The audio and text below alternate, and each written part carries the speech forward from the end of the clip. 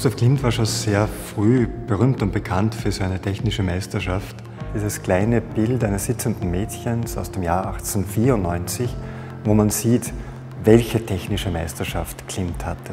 Das ist ja wirklich fast ein Fotorealismus, wenn man die Haare anschaut, wie fein die im Licht schimmern, oder der Faltenwurf des Gewands, oder ich finde auch dieser rote Samt des Sessels, wie der abgegriffen etwas ausschaut, wie er das schafft, also nur mit dem Pinsel auf das Stück Holz zu bringen, ist wirklich ungemein beeindruckend.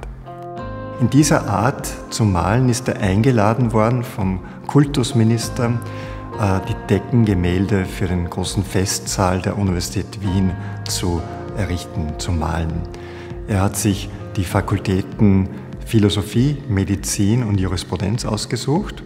Was es keiner wissen konnte, ist, dass Gustav Klimt genau in dieser Zeit jetzt irgendwie genug hat von diesem ewigen Wiederholen der gleichen Bildthemen, von diesem braven Malen dessen, was wir mit den Augen ohnehin sehen.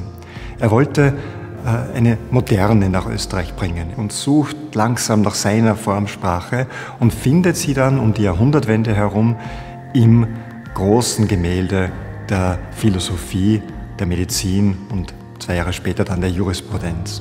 Das sind eben die sogenannten Fakultätsbilder, die er für die Uni Wien gemacht hat und die einen riesen Skandal ausgelöst haben, weil die Erwartungshaltung eine gänzlich andere war. Kritiker haben gesprochen von einem Wurstkessel, der umgefallen ist, und so verschlingen sich die Menschen in diesem Gemälde. Wir haben einen alten Mann, der sich die Haare rauft, dem es offensichtlich nicht gut geht. Eine nackte, schwangere Frau, ist sogar heutzutage noch fast ein Tabubruch. Und vor allem ganz unerhört, wir haben den Sensenmann, wir haben ein Skelett mitten im Leben dastehen. Das hat natürlich einen riesigen Einfluss auf die nachfolgenden Generationen gehabt, die gesehen haben, es ist mehr möglich.